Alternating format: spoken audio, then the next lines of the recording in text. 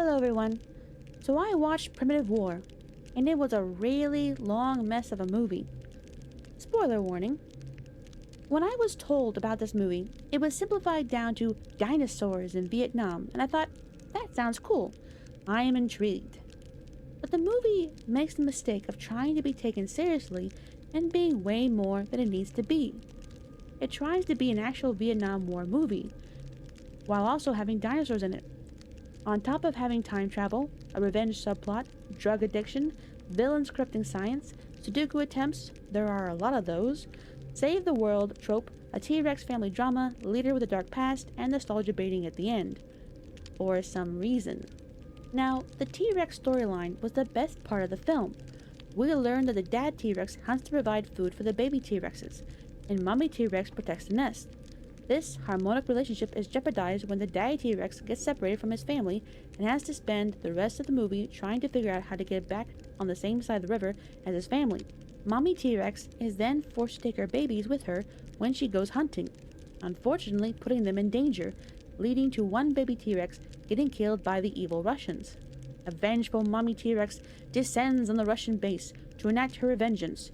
At the same time, daddy T-Rex finally catches up with her, and they have a heartwarming, tender reunion, rekindling their romance with an all-you-can-eat buffet by candlelight. However, as much as I liked their story, and would have been more invested if we had gotten the movie from their point of view instead, kind of like the dinosaur movie perhaps, the T-Rexes had several issues. One, they weren't scary. These are T-Rexes. Even if they're not the big bad dinosaur of your film, they still have a reputation to uphold thanks to Rexy from the first Jurassic Park movie.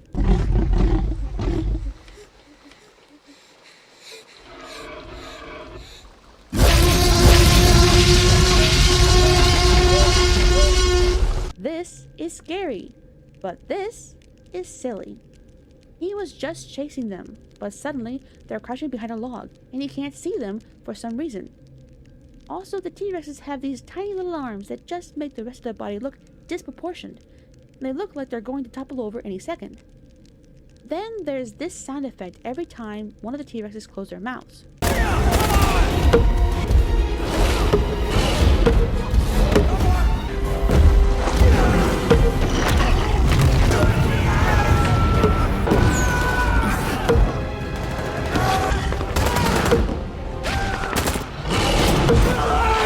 I know they're trying to make it sound like crocodiles, but the plonk doesn't fit.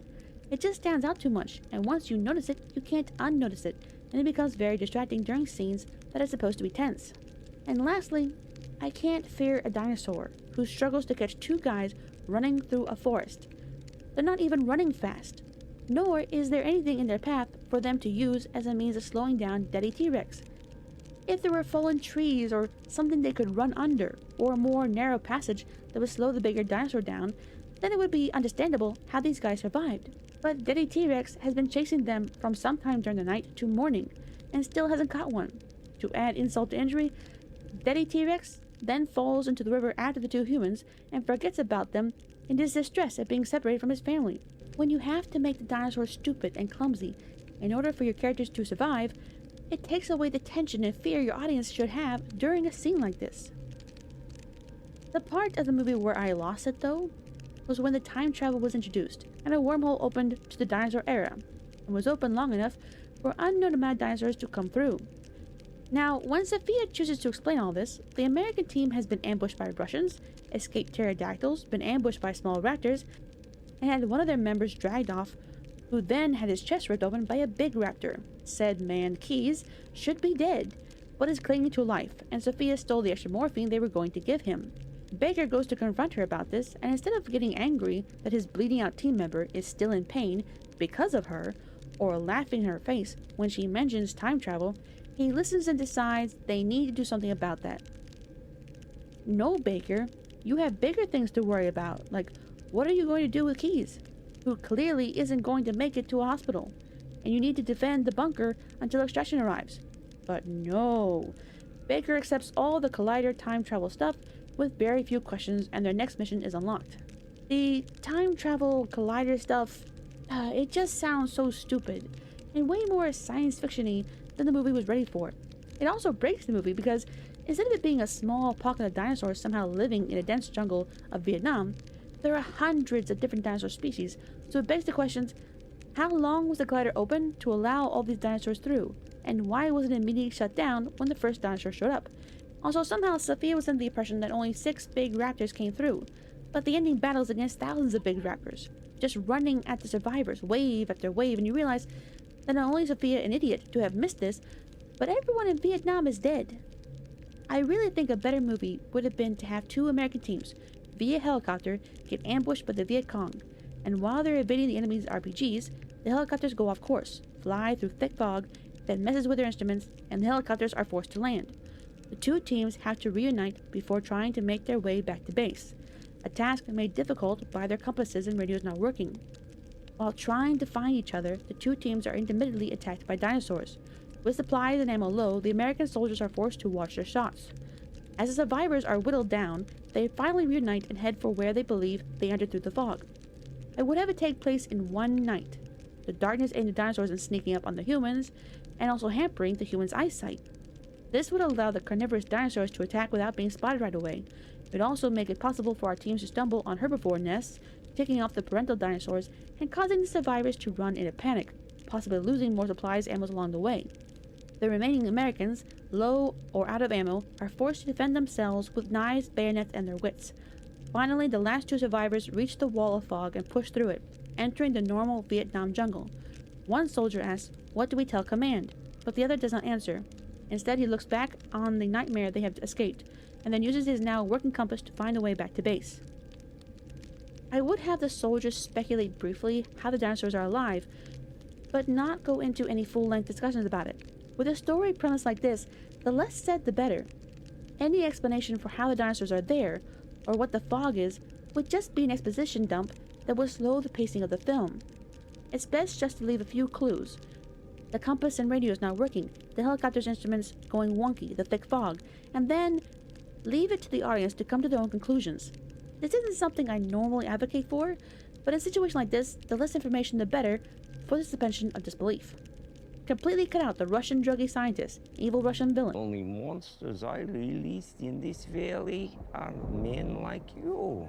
Evil Russian base, Russian team checking the Americans, Viet Cong lady's revenge, Sacred Sector 7, deranged Colonel Jericho, unnecessary conversations. Where is he?